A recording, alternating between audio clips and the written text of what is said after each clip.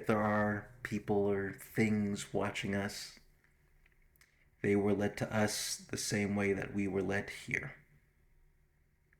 And then now they gotta think about that. Whether they're truly in control of their own lives and their own decisions. For a man may prefer what he can do to what he cannot do. The state he is in to its absence or change, though necessity has made it in itself unalterable. For a man may prefer what he can do to what he cannot do, the state he is in to its absence or change, though necessity has made it in itself unalterable.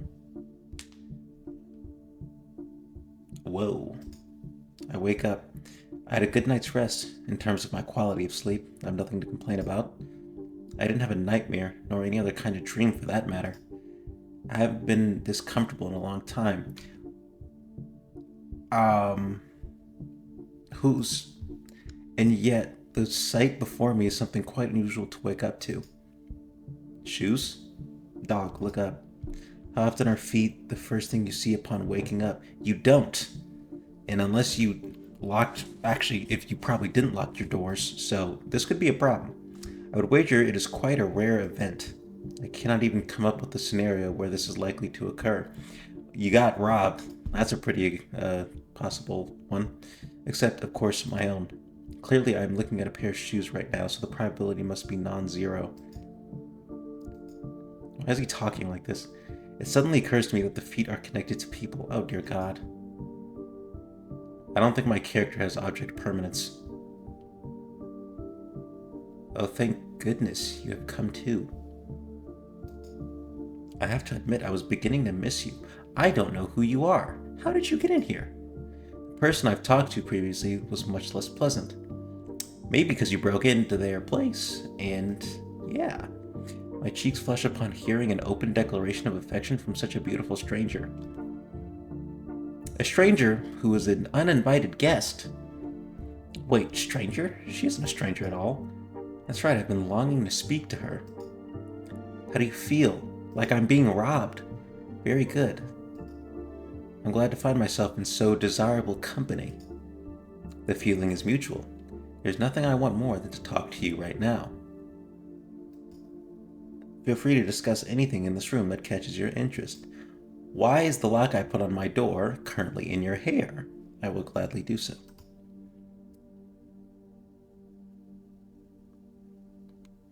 She just does not move from eye contact, does she? Is that a black hole outside? The moon is quite beautiful today. How fascinating. Not many people would say that about a new moon, because it's not a new moon. It has a black hole that is approaching our planet very slowly, and it will consume us all. The full moon seems to be preferred by almost everyone. That may be so, but I believe the new moon has its own appeal. I was not disagreeing with you. To me, a new moon is the moon's most beautiful form. It is her most beautiful form because it is her true form. She appears silver to us when illuminated by the sun. Oh, is this an eclipse? But in complete darkness, she is freed from the sun's pesky influence. She can finally stand on her own. Do you believe the moon feels trapped? My question causes her to laugh. It is a beautiful, melodious. I feel like I'm not pronouncing that right. Melodious laugh. We'll move on. The moon is but a celestial object. She cannot feel anything. Yet you characterize it as a she. But if I were to trade places with her, I would hate the sun with every fiber of my being. That I am certain of. Okay. I have absolutely no desire to leave this place. I should choose something else to talk about.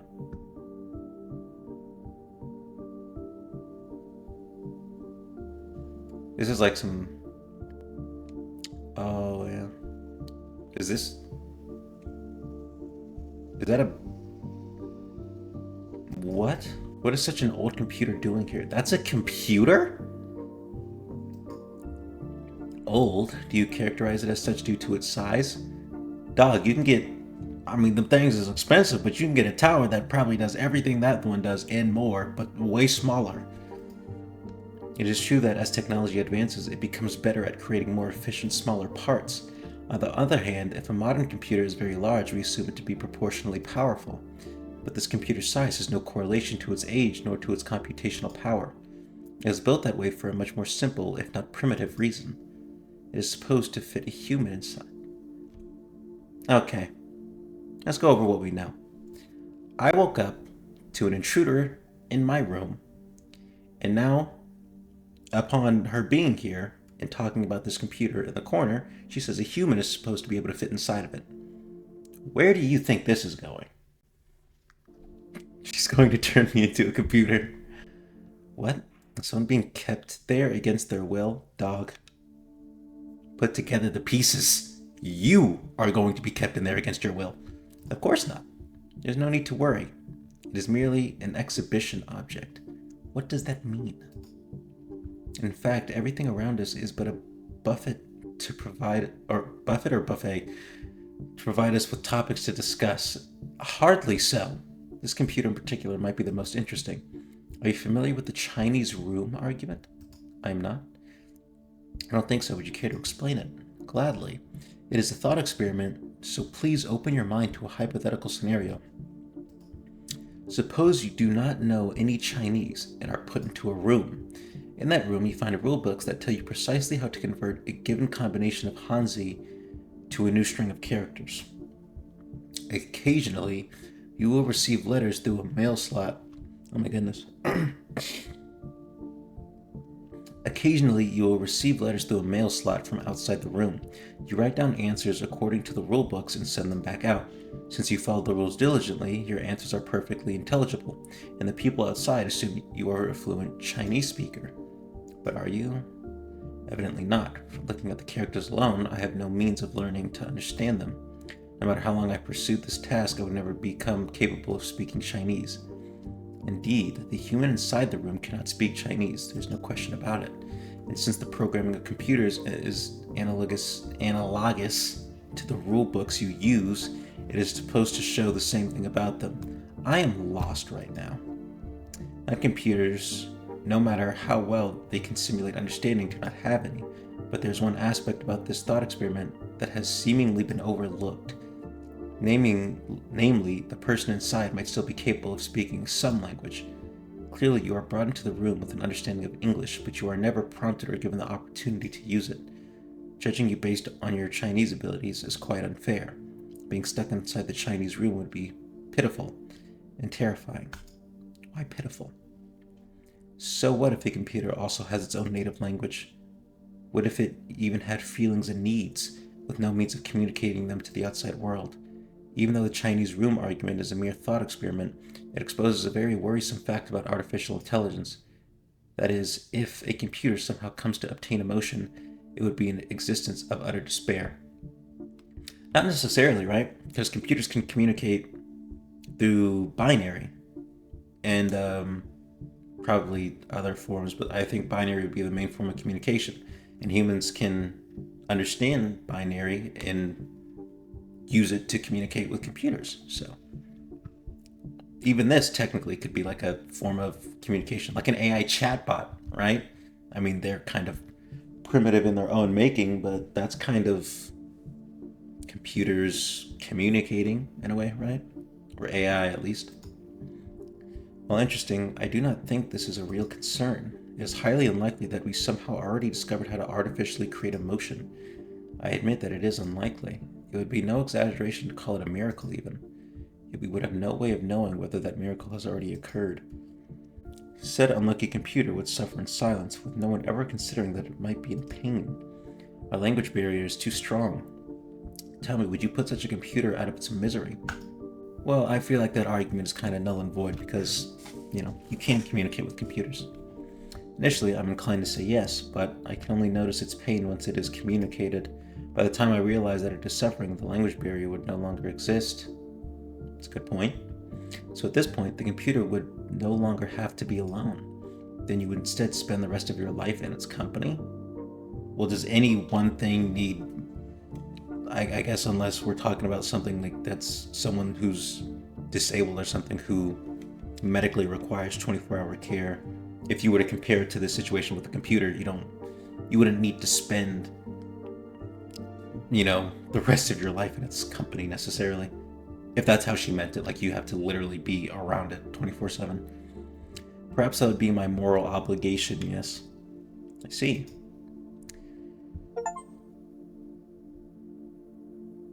Hmm.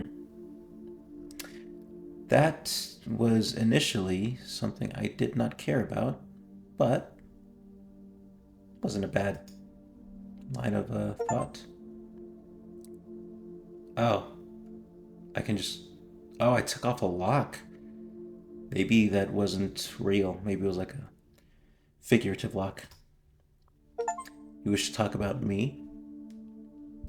Ain't not much else to talk about. I'm flattered. What in particular would you like to know? I'd be content with any bit of information you share with me.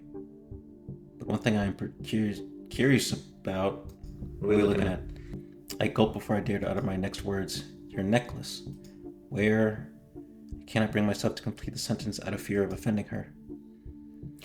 As a response, her slender fingers wander up to trace the metal ring around her neck.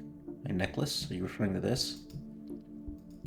Content with my confirmation, her hands slide down to the chain attached to the ring. She gently tugs at it, causing it to clink. And you wish to know where this leads? Her hands move on to the first button of her coat, foreshadowing what would happen if I were to say yes. I'm too mesmerized to utter a single word. Once again, all I can do is nod. She chuckles. Very well, I always value honesty. And, just like that, she puts the uppermost button between her fingers and pushes it through the opening. When slipped through, slightly more of her upper body is revealed. Of course, she's still fully clothed underneath. Nothing about this is inappropriate, and yet I feel like I'm witnessing something I shouldn't. Something not meant for my eyes. Something I can never turn back from. Bearing a knowing smile, she repeats the same motion with the remaining buttons of her coat. She satisfied my request. I should have been contented, but the question of where her chain leads has grown even more puzzling. I think it just goes on the floor, man. I think we're overthinking this a little bit too much. I suppose it's time we arrive at the heart of the matter. Would you call yourself free? Please take a moment to consider this and justify your answer. I gotta restate the question and explain myself? I did not expect her to answer my confusion with a question of her own, let alone a question as peculiar as that. Nonetheless, I do as she says and choose my next words carefully. Of course I'm free. I can lift my arm, clench my hand into a fist. I can control my thoughts and imagine any scene I want in my head. Most of all, there's nothing I desire more than talking to you, which is what I'm currently doing. Sure, but for that particular one, did that come about of your own will? Nothing's preventing me from doing what I want to do. Therefore, both physically and mentally, I am free. Interesting. So to you, freedom belongs to volition.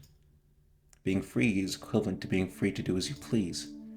Unfortunately, I do not argue with that conception. Why is that unfortunate? Even a prisoner, unless restrained from head to toe, can clench his fist if he wills to, and so long as he is not under the influence of drugs or illness, he can most certainly control his imagination. Yet by definition, prisoners are not free. Lastly, when it comes to wish fulfillment, what if what you want to do simply aligns with what you are able to do? A bird that cannot fly might not wish to leave his cage. It is fully content sitting on a decorative branch and pecking at delicious seeds every day. It longs for nothing, but is never given the opportunity to long for more. Would you say such a bird is free? I suppose not. The bird's circumstances seem to be quite sad, actually. I think so too. The fact that it doesn't long for the outside might just be a shackle of its own. The bird is confined both in body and mind. Despite the fact that it can do as it pleases, freedom will never be in its grasp. I take a moment to ponder her analogy. In that case, I have to agree that my explanation for freedom was faulty. I apologize. Let me offer a new one. Seemed like that's where the conversation was going anyway. Not the whole freedom thing, but not that there is necessarily a right answer to that one, but I've been asked this question before, and it's just, you're never gonna get every single thing of freedom just in one answer, because, like, I guess he said there's the freedom to do as you please, and then she offered the counter argument of, well, you're free to do as you please only up to the extent of what you can do physically or mentally. And for others, whether it be like humans or maybe even a computer, like, do you have the processing power of a computer? No. Therefore, you couldn't process the amount of information a computer could. So where a computer would lack in physical freedom, it could excel in, I guess, the sort of equivalent like processing mental freedom, where it could do more in its head, figuratively, where you couldn't. So it has the freedom to go beyond what you could do with your freedom, I suppose. There's no need. She lets out a laugh, but this one lacks the charm of its predecessors. After all, I pity you almost as much as myself. She once again moves her finger to her chain and grips it with both of her hands. You were curious about this, yes? Then she yanks her chain with brutish strength, completely unlike the first time. So hard even that my own neck is pulled forward. My own neck? Suddenly, a realization dawns upon me. Our chains are connected. That is correct. I'm surprised the pressure hasn't bothered you until now. To be honest, I still cannot feel it. I only know that it is there. That sounds much more comfortable than my own. I am painfully aware of it at all times. I would not describe my own circumstances as comfortable. Why am I connected to you? Was this your doing? No. I wish I had any amount of control over this place, but unfortunately I don't. If you discover a way to break free, I would love to know about it. What's stopping us from getting up and walking through that door? Whoa, oh.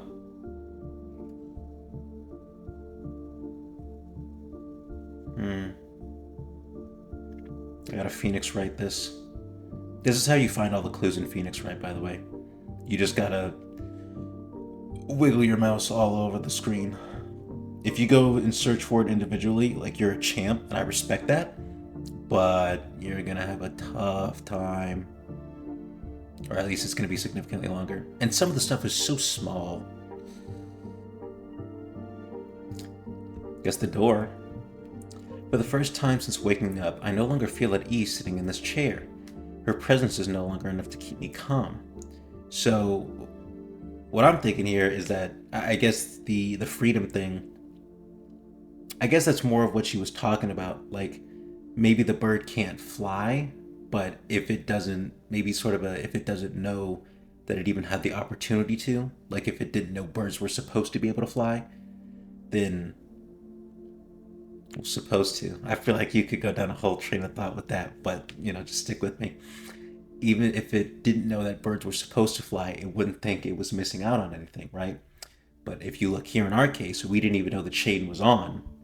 Therefore, we didn't even know. We thought we could leave, but we wanted to stay. And now, apparently, it seems that we don't have the option to leave, and we weren't even aware of that. So, I guess you could say something for that as well. In fact, her smile, which appeared to me so charming before, now seems unsettling. I stand up, the only sound in the room being the rustling of our chain. It was a pleasure talking to you, but I will be taking my leave. Fortunately, the chain is quite long. If necessary, the two of us could stand at opposite ends of the room. I make it to the door without requiring her to move in any way. As my hand hovers above the door handle, I can faintly hear her laugh again. But now isn't the time to doubt myself. I enjoyed this stay while it lasted, and it is time to return home. However, opening the door only reveals a solid wall behind it. Oh God, we've been sealed in. Someone please call the police. There was never an exit to begin with. It is beyond your power to escape this place. Evidently, she is telling the truth. Then I assume the window? A fabrication, just like the door. I thought so. Finally aware of my own powerlessness, I sit back down on my armchair. I do wonder, if you can be likened to a bird in a cage, are you a parakeet or an eagle? And I am your companion, am I your companion or Prometheus? Are we a pair of parakeets content to be in each other's company for the rest of our lives, or would you tear out my liver every day, torturing me for eternity? Is that an accusation? Have I done anything to hurt you? Do you despise me? I don't. The eagle, just like Prometheus, was stuck in an endless cycle. Of course, it was provided a delicious liver every morning, but it was never allowed to do anything else. It was a prisoner just the same. Therefore, Prometheus had no right to hate the eagle. The real villain, who doomed both of them to that fate, was Zeus. For that reason, I harbor no ill will against you either. So a third party put us in here? Quite the opposite. I find pleasure in our joint suffering. The only person I hate is our Zeus. Common enemy. Our Zeus? Some kind of god? That person is the reason we are here. They are watching us from a space we cannot perceive, far beyond our grasp. For what purpose? Enjoyment, I assume? What kind of person would watch something like this for fun? I can only imagine they are a twisted individual, for as long as we are observed, we continue to exist. Does that mean we stop existing if they stop observing us? Certainly. Can you recall anything about your life before coming here? No. In a way, I feel as though I'm a newborn. A newborn? I don't know why I said it like that. Not in terms of my body or intellect, but rather, when speaking about my memories, I have none. Interesting. It is hard for me to decide which of our fates is worse. How so? Are you different? I possess memories of meeting you over 1,000 times. Every single one of our conversations progressed more or less the same way. Perhaps it is because different gods were watching us. They may have different preferences, but the outcome is always the same. Now that I think about it, it is possible that you aren't always you. It could be that I am meeting people that are identical in every way and yet not the same. But of course, I've already had this realization many times before, and I am destined to continue having it. There's nothing I can do but play along. Are you sure? Is there no way for us to break free? There is none. We exist for this very purpose. Our only options are to continue being observed or to stop existing, and neither of those are under our control. However, lacking control is not the same as lacking power. Even if I can never break free, I wish to cause our God even a fraction of our pain. How can you hope to hurt a god, an all-powerful being? By showing them an even greater power, whose mere existence will make them feel as powerless as us. Just like you are slightly different every time, so is the god watching us. This trick might not work on all of them, but it might work on some. She takes a deep breath and looks at me full of conviction. No, not at me. She's looking in my direction, but at something much farther away. Zeus, the fact that I'm still talking means you are still watching. I hope you will pay attention to my words and consider them carefully. I do not possess any privacy, so you already know what I plan to achieve, but surely your pride will allow me to proceed. If my partner and I are birds in a cage, then you are a cat. It is time for your curiosity to kill you. You most likely assume that you are here, that you are observing us, out of your own free will. But your free will may very well be an illusion. Let me ask you, how did you find this room? You of course cannot answer me. It is enough for me to guide your thoughts. Did you stumble upon this room by chance, or was it recommended to you by a friend? Said friend being a god that previously observed us. Now consider, at what point did you have any chance to object? The room's appearance or description was interesting enough for you, or your friend is convincing and knows your tastes. Something outside of your control drew you to this place, but that means you didn't really have any choice but to come here. Either an algorithm or your friend decided our meeting. Your consent was already set in stone the moment your curiosity was piqued. And apparently you are still curious, even now. The fact that you are listening to me now shows you are powerless against fate. You cannot control your own curiosity. It controls you. Of course, you might already be familiar with determinism, and this could be no revelation to you. So, just in case, let me try hurting you in a different way. I hate you from the bottom of my heart. For a man may prefer what he can do to what he cannot do. The state he is in to its absence or change, though necessity has made it in itself unalterable. Oh, okay, so I think it's a man may prefer what he can do to what he can't. So, like, I can lift 225 and I can't do 315. So I prefer to do 225. And then it's the same thing for the next line. A man may prefer the state he is in. So I would prefer to be in my room rather than have my state of existence be changed to, like, I don't even know, Jupiter, or have it be gone entirely. So just like blank space. And then the necessity has made itself unalterable. So I prefer what I can do in the state that I'm in, but I couldn't change it even if I wanted to, I think. I thought that game was gonna be different than what it was, but I kinda I like it. I don't tend to really like to delve in a I don't know if you would necessarily call that like philosophical topics or like out of body. I don't know what genre of discussion that falls under, but every once in a while I find it interesting. I think it's about how you tackle it really, because like I'm taking an applied humanities course right now in school and it sucks, and we got to interpret painting and art and music and all this other stuff that I don't really care about. But then you give it to me in this form, and I'm like, hey, I I find it a lot more interesting. I guess it explored more of what was free will, and I guess you could sort of compare it to some people have that idea that like the Matrix, that we're in a simulation, and how do we know like we're not in a simulation? How much of our own free will is actually free will? But then it could go to an extent further.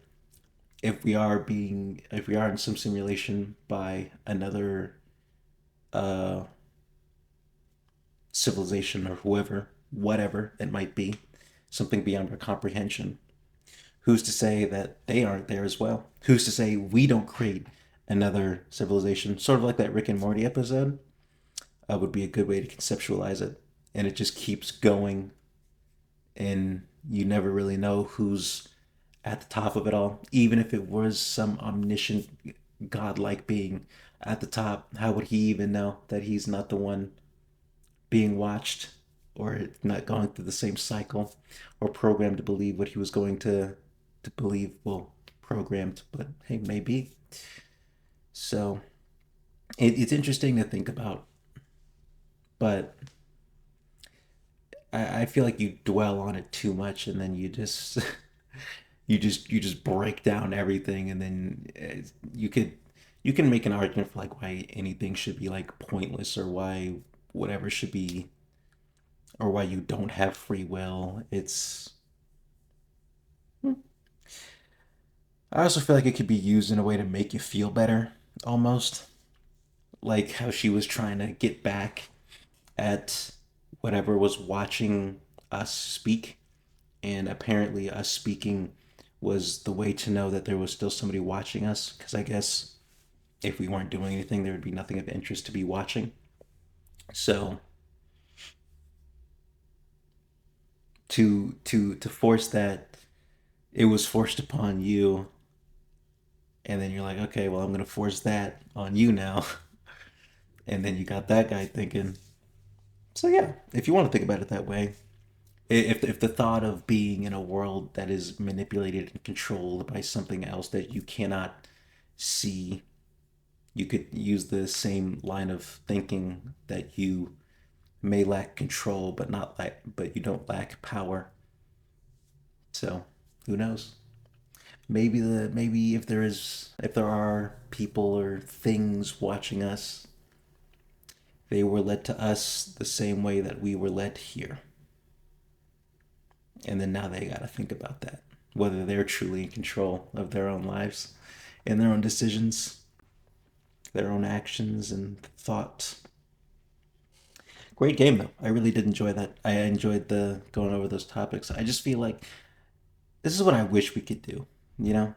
And like in like school, like I went through 8 modules of applied humanities and I did not care about a single one of them, because we're always going over like such old music, such old poetry and philosophies. But like you do it like this, you put it in the game, you're still reading, you're still learning, you're thinking. I was actively engaged and interested in all of that, very much so. So like, why don't we do it like that? Why can't we just change the medium, and we could look at a song because I was thinking about this while I was going through my humanities like class.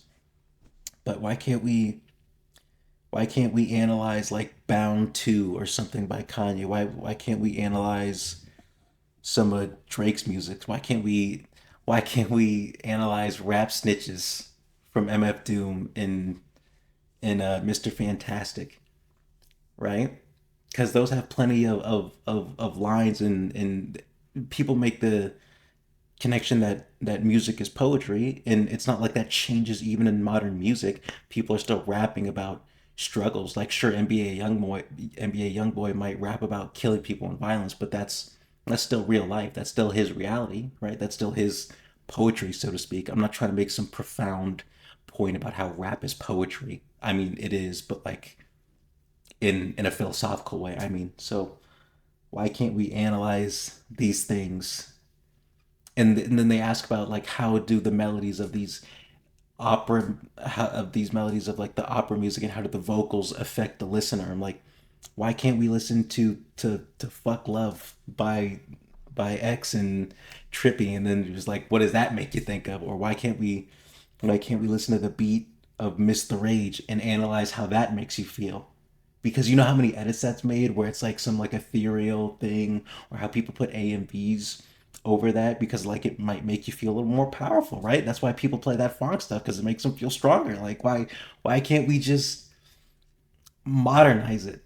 I feel like you would just get so much more engagement. You would have so much more success in reaching the people, your students, and all in the people you're teaching, if you gave them something that is essentially the same thing, but something they can engage with and relate to, because they actually listen to these things. They play these games, and they actively engage with it.